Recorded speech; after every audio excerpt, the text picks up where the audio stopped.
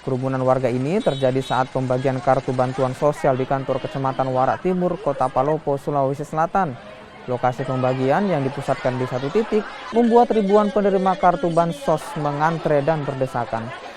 Petugas dari kepolisian yang disiagakan tak mampu berbuat banyak lantaran banyaknya warga yang mengantre.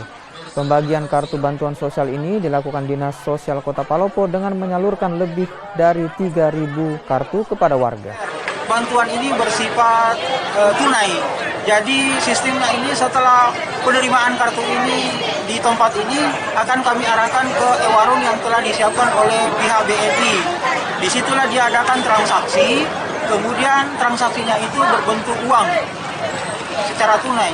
Kalau jumlah bantuannya sendiri Pak itu sekitar berapa besar Pak? Kalau untuk sementara ini untuk kartu regulernya itu sekitar 1.800, kemudian PPKM-nya sekitar 3.000-an.